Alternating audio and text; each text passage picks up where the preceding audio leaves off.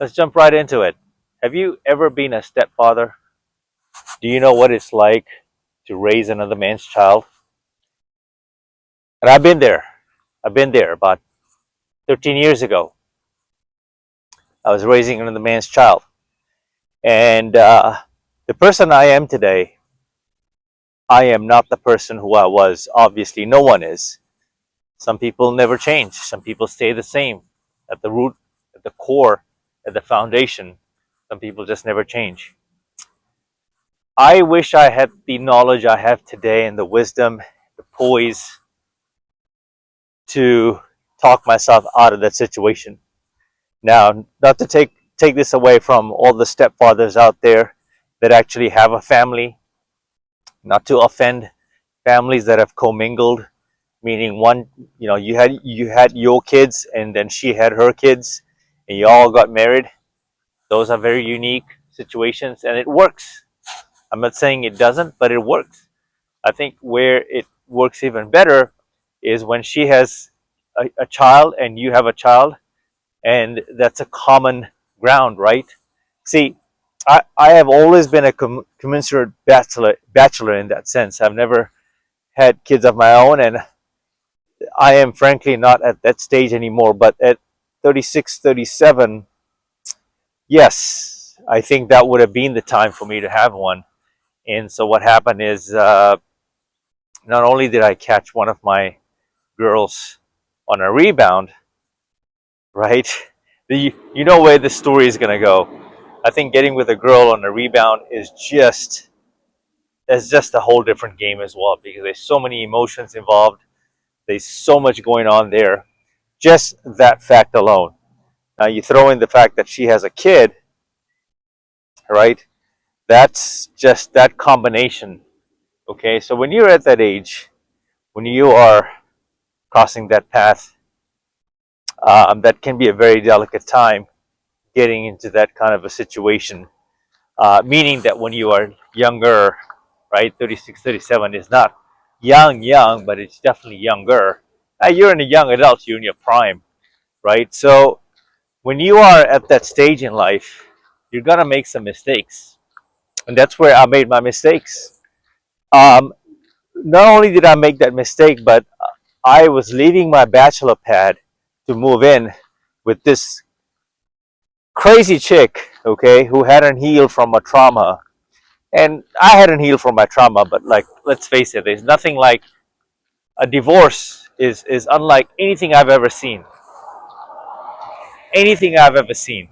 And I've seen horror stories and I've been around people that have been through it, and I want no part of that. Because it's gonna happen. Like over 50% of the marriages end up in divorce or are on the trajectory to get there, right? And the ones that are happily married, they have some challenges, and it's just a matter of time when that cooker pops open, right? And I'm not willing to do that at this stage in my. I think I escaped the race, that whole trap, and my decision paid off.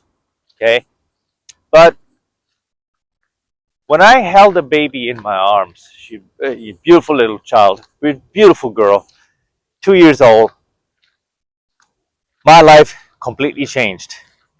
And not only was I a simp for doing that, but it just goes to show I had a good heart, man. I had a really good heart, and I've never had a baby like one of my own. And I figured, you know, all my ex girlfriends leading up to that point in my life, they had always put it in my mind like the seed that you'll never be good enough, you'll never find anyone like me. Later on, I found out in life that all the girls say this, that you'll never find anyone like me. Like there's anything damn special about you. There's plenty of you out there. And as the manosphere space says, there's always someone turning 18, 19, 20, 21. And that's just how life goes, right? And that took a toll on me at that time, because I would always wear my heart on my sleeves. And I said, you know what? I'm going to do this. I made that passionate, impulsive decision to take on the child. And she won me over right when I got her in my arms. My ex-girlfriend and I were hot and heavy already leading up to it, right? And I was still very much a performing artist, and I hadn't peaked. And later on, during that relationship, and I talk about this in my other videos, is I actually had a brief run with Cash Money Records, Jay Sean, um, South Asian artist, right? If you know, you know. So I took part in his worldwide competition for a music video song cover, and I went to the finals. Got some rock chips in my socks here. Got the dust and allergies kicking in. So it was a very chaotic time in my life, musically speaking, and just touring and then coming home. We were living together. We moved in together. I moved from one part of California, which was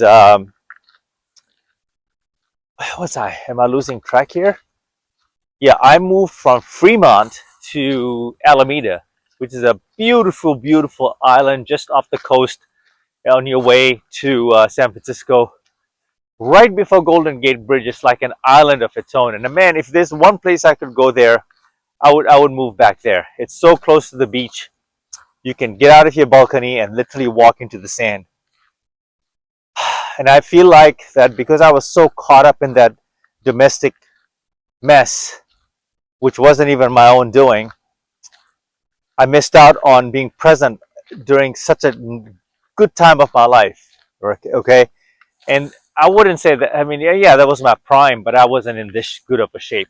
A lot of alcohol I was drinking, and just substance abuse. I was just not at a good place. So I have been reminded in that relationship time and time and time and over again that that's not your kid. Like, you literally, that's not your DNA, man. That's not your seed, right?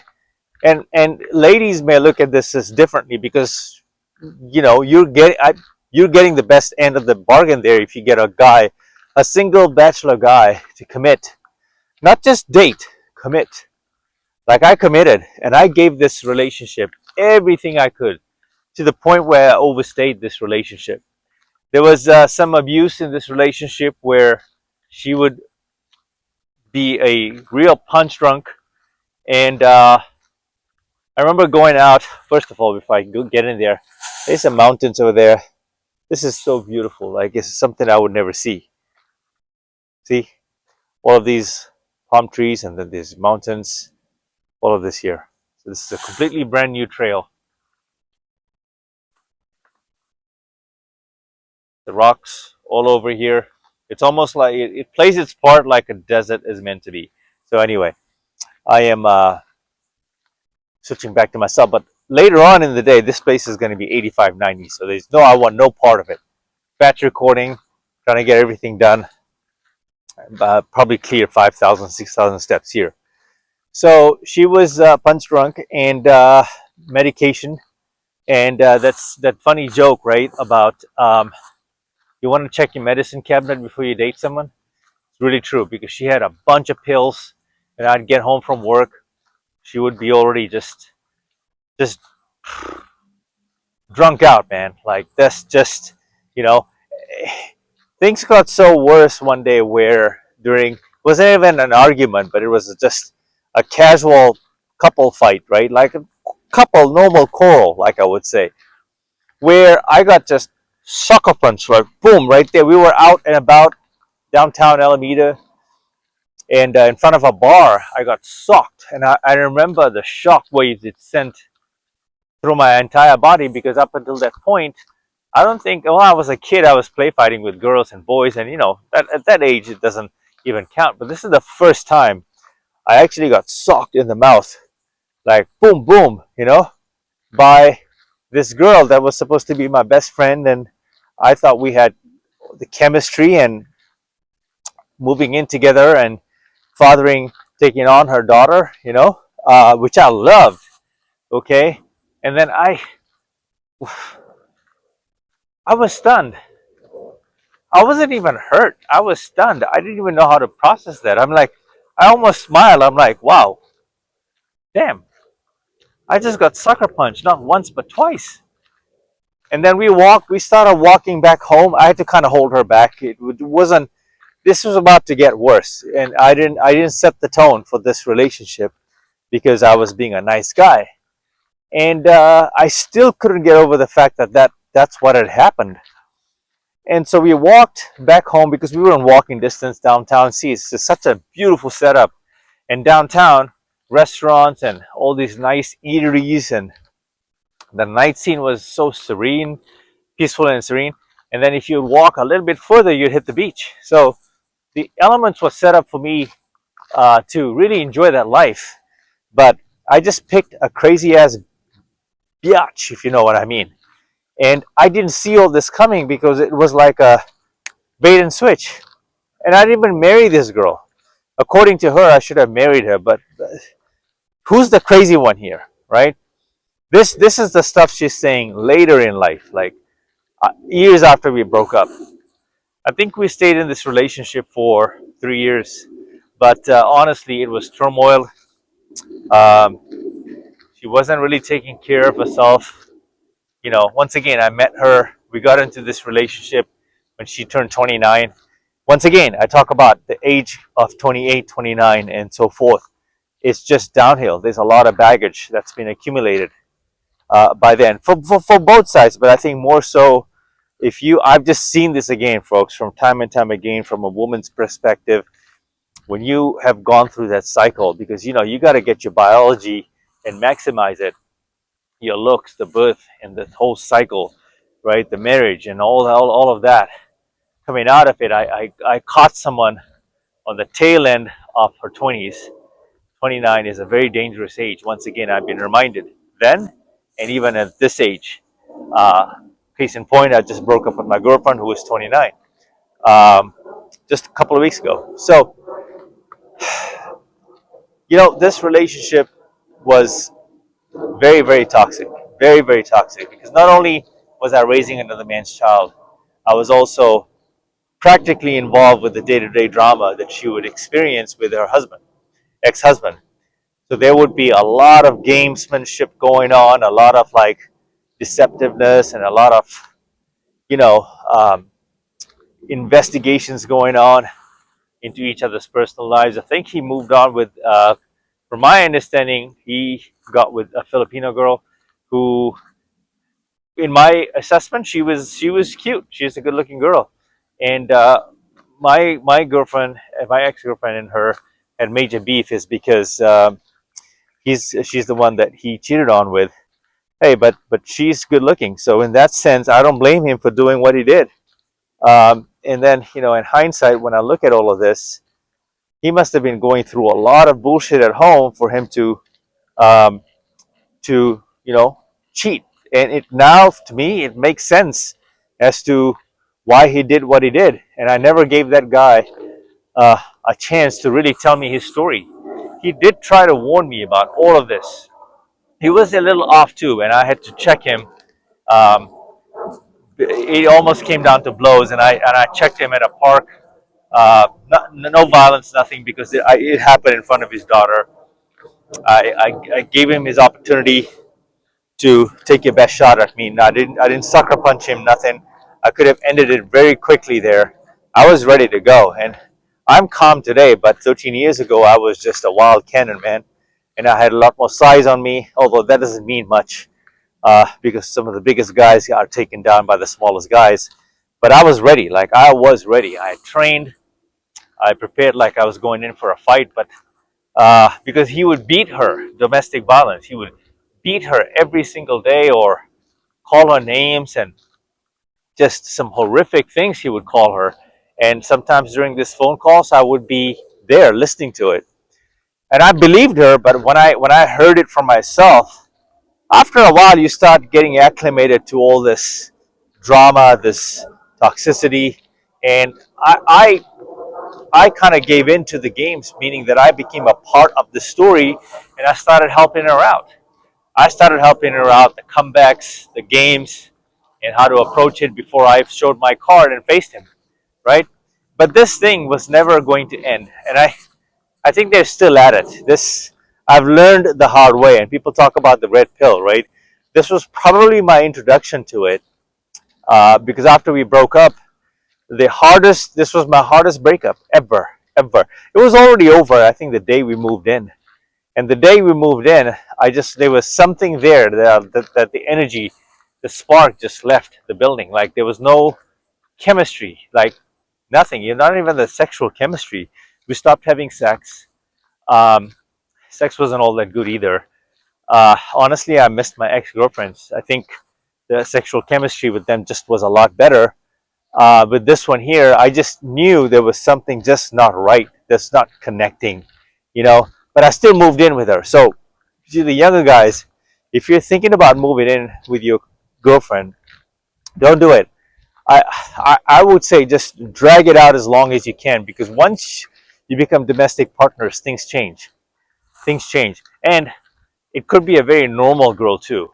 And the honeymoon phase doesn't last too long before you have to deal with this person every single day. For me, the joy of coming home and getting a ready-made family, I was ready for it, meaning that I didn't mind it at all. I was actually enjoying it. I had never experienced anything like this. Um, she early on was making food for me, which was amazing, but it's not like I'm a mediocre chef. You all have seen my meal preps. I'm a really good cook now. So, and a creative one too. And I cooked for my ex-girlfriend, just this one that I broke up with here in Vegas. And I know she's missing that. So my point of all of this is that I always stayed in this relationship for the baby, for the kid. And I have never felt this pain. I think raising another man's child and the inevitable, breakup is going to happen.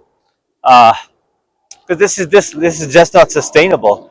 You you realize that you're gonna have to let this kid go, whether it's today, whether it's later on in life.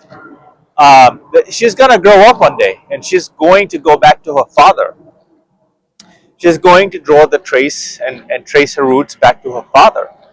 And she called me daddy for less than 1 year. I used to take her to school. I used to pick her, drop her, feed her, wipe her poop, take her to the bathroom. We used to have a father-daughter date kind of scenarios, and I used to fill in and fill in that void for her. I mean, it was amazing. It was amazing the bond we had. It's not. It's easy to find her on my channel, meaning that all my Instagram links and YouTube links pretty much are connected in my profile. And my artist channel name is Jazz Dance. Okay, YouTube as well. And there's a song there I did for her called "I'll Be There." I'll be there. And so you take a look at that song. There's nothing fake about that song. There's no acting. What people saw in that music video is how we were. That's how we lived. That's our normal lives. But but we did a music video out of it, and I was so happy to do that. One of my best songs that did really well. Uh, her her sisters, my ex-girlfriend's sisters at that time, were hating on me so bad. I think people couldn't fathom and understand how this playboy went from that playboy guy to now raising someone else's kid. That's what it is. She didn't like to hear the fact that I'm raising someone else's child and it's a big deal. It is a big freaking deal. It is a big freaking deal. You just, in today's day and age, you just don't raise another man's DNA. No. You do the right thing when you come across a child and be kind and show empathy, Like I work with kids athletically, martial arts. They're always inspired by my tricks and whatever I'm doing and want to learn. I'll show them a trick or two. Yes, that's the right thing to do because you're a mentor. But fathering someone's child as a single bachelor guy, no. I would highly recommend do not do it, man. Do not do it. You're going to pay the freaking price, Separating from that kid is not only is torturous, that pain never leaves you. That pain never leaves you. I still feel it today, But the thing is that she's turning 16 this year. So she may not remember me in that sense. Like there was a once upon a time. I think she's got memories. It'll always be there. This little dog that I have is a time and space that she and I shared. This dog was meant to be hers, and we had a hand in raising the dog together in the same home, right? But when we went our separate ways, when I moved, when they left home, we broke apart, went our separate ways. I kept the dog. I didn't say I need the dog. My ex-girlfriend left the dog with me. That was just kind of a no-brainer. So what I did then is, when she left, like, so all of a sudden one day, and I knew this was coming, she just packed up her stuff, little bit of her stuff, and left. And when I came home, I was already struggling with generalized anxiety. And I just remember the feeling that, damn, she really did it. And I couldn't get myself to make the decision to tell her and get her off the lease, right? And my rental lease, and do the actual formal breakup. We had talked about it. We were getting there. But I was so paralyzed because I loved the child way too much. Way too much. We had so many good memories. She is the one that kept me together. It was her love. It was her love. And she would give me code language every now and then and said, "Mommy told me that we are moving. Mommy told me we are moving." And she couldn't talk properly. But that sound, that voice, when you're that young, that toddler, makes my heart even heavy now, man. I remember all of that. It was so unfair. And I just realized there's nothing I can do to fight for her. That's not my kid. And at every fight, every juncture, at every situation, every turn, I was reminded that that's not your child. That'll never be your child. And even the father, we would go at it sometimes, like verbally, over the phone, email, text. He would tell me that she's my baby and she's going to come back to me. And he was 100% right. So as a man, you lose a little bit of dignity. And while to the public and, the cheerleaders, everyone else will tell you what a great man you are. But you have to realize that you're not being great to yourself because you're being unfair to yourself. That's not your kid, man. And it's very painful going through that breakup. I wasn't so much upset about the breakup with the girlfriend. It was the breaking up with the child. And that's what takes a toll on you. Everything else will hit you after. Years after. It's post-traumatic stress syndrome. It'll hit you after. Then you realize as you start to peel back the pieces why you got with this girl, right? And a lot of mine had to do with childhood issues that I'm still resolving. A lot better at it today versus then. At that time, I didn't have this intelligence. I didn't have this wisdom. I wasn't alcohol free.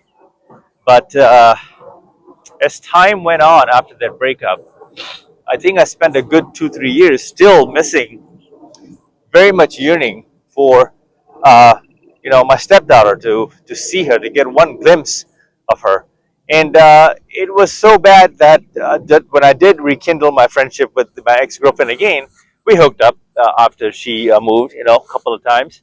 And I think there was a strangling period of about 1 year where we were off and on, but she never let me see the daughter again. So after they moved, I think she made a conscious decision to shut her out completely from my life. And I begged for her. I begged, I cried, I wanted to see her, I wanted to spend the time. I wanted to rekindle what we had.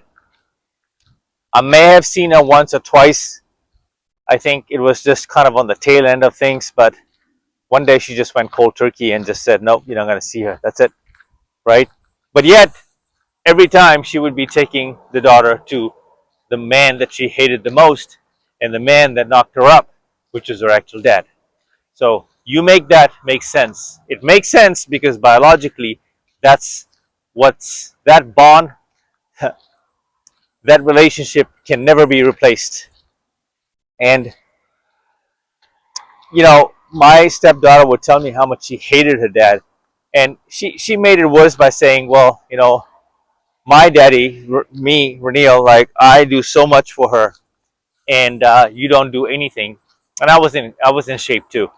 So and I'm still in better shape now. So she would poke fun at him that you need to lose weight. You got a tummy. You have to be like Reneo. Blah blah blah blah. So all those factors just really gaslit him too. But I had no intentions of actually causing that guy that much stress and putting him through all of this, right? Because when you are coming from a place of kindness, wellness, and gratitude, and raising someone else's daughter at that time, you don't think about all the poisonous stuff because you're filled with love. You're filled with love. You're filled with the gift to give, right, and protect. And that's who I was. That experience showed me who I was. It told me a lot about my life, and my choices. But what's also interesting is that my mother had no input in that. She saw that I was going through a lot of hell, a lot of misery, and this is where I'm saying she's an expert when you're down. She's an expert when you're down in life. Somehow she becomes your best friend, and she was no different than my girlfriends. It's which is why I picked the types of woman I did. I picked the types of woman. It makes sense why I did pick them that way, because they resemble my mother's characteristics. Very narcissistic, very turmoil, very toxic, very argumentative, and just one-sided view, one-sided arguments. So she had zero input, and not once did she try. I can't even remember any advice that my mother gave me that was actually meaningful. It was all my father when he was well. When he was well, and he didn't get Parkinson's. That's a story on this channel. You can type in Parkinson's; it'll bring it up. You're interested in that story, meaning you can't get to my age, right, and not talk about life experiences and life stories. And I know there's young guys out there, young men, right, marveling at single moms, and some of these single moms are hot as hell. I understand, but man, I'm telling you, do not bother getting to know their kids. You don't deserve that, man. And you can do. I don't care how hot she is. Just remember, if you're a single bachelor guy, especially, do not do this, man, because you're gonna regret. Do not get close to her kids. She's gonna try to brainwash you and ingrain you in on her schedule. You must know that her kid comes first, or her kids come first. You have to be just as selfish about your time, because that time will never come back. She did what she had to do with her time. She allowed another man to knock her up, and she chose to have the baby. Look at it that way. She made a choice, and now she's telling you that another man's seed, another man's child, will always come first. Well, duh, no brainer.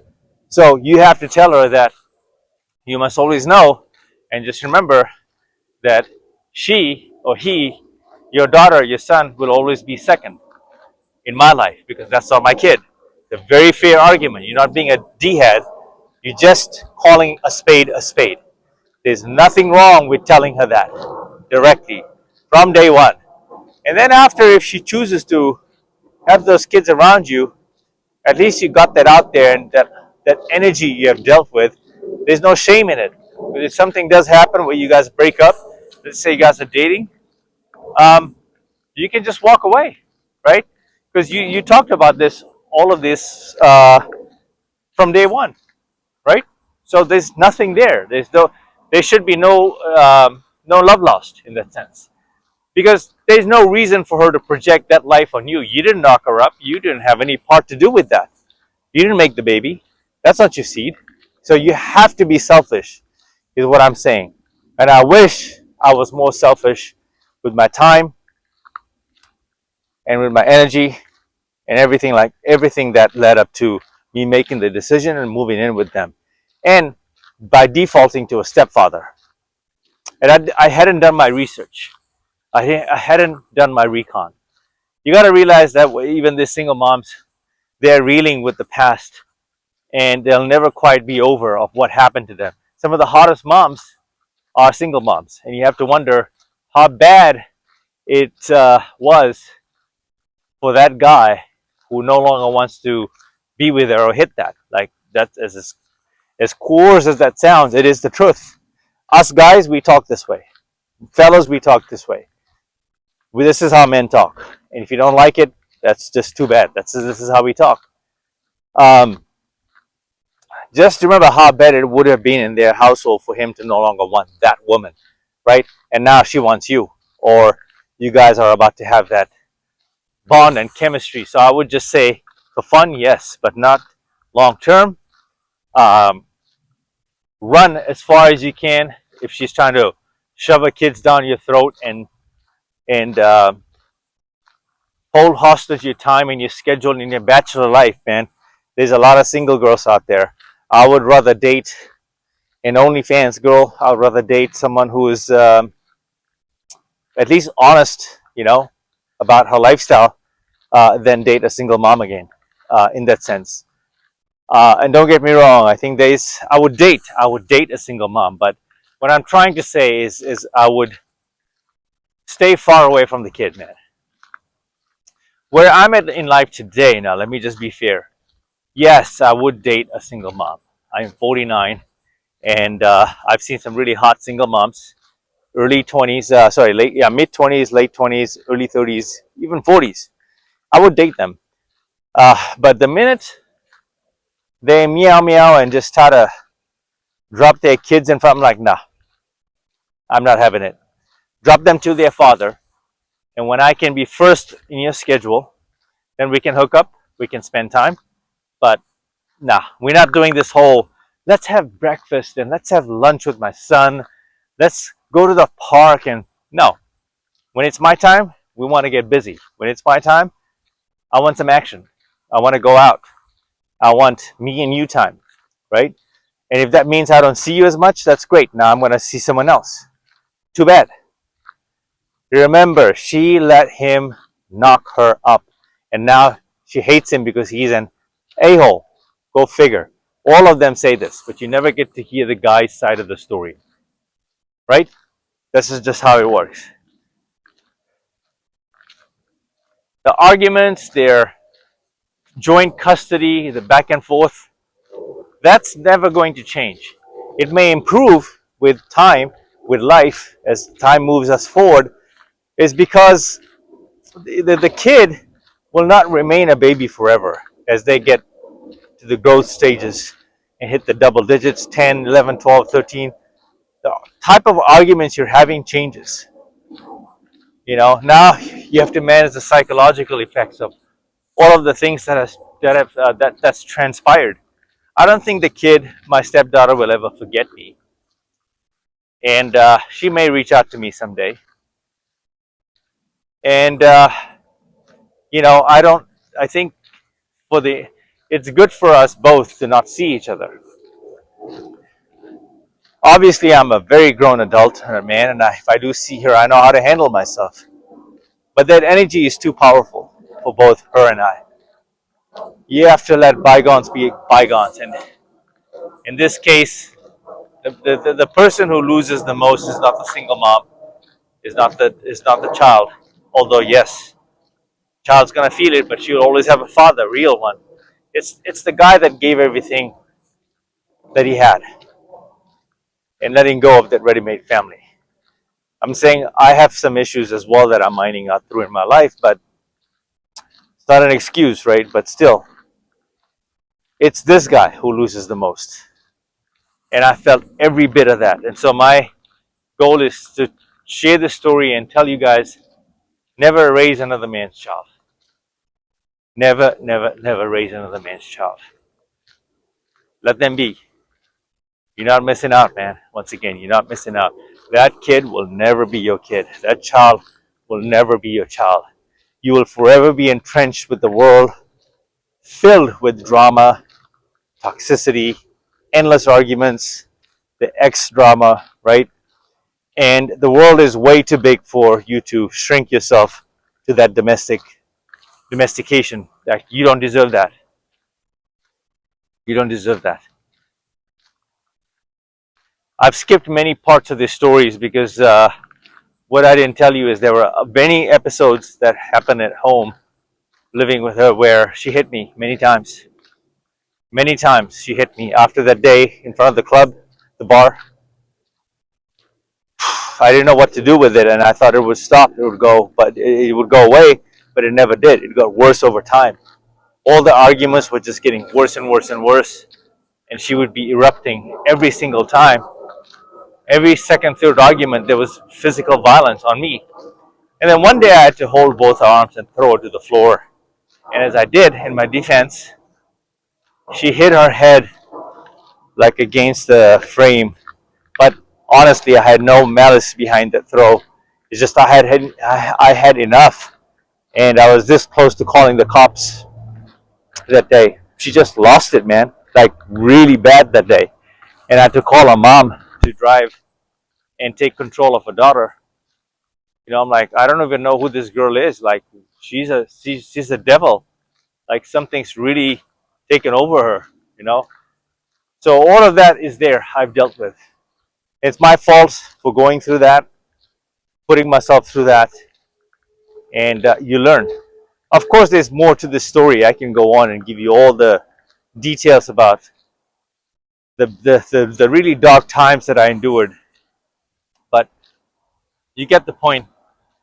I think you get a good grasp of the story, right? Stay single, especially you bachelors, no matter what age you are. You're not missing a damn thing, man. Even traditional marriage, you're not missing a damn thing. Men thrive of being alone. Men thrive of solitude. We don't need the relationship. We don't need the marriage. We don't. We have the power to give away our relationships and commitments way too easily. That's our power, but we give it away without even thinking it. And it happens. These women, I tell you, it happens.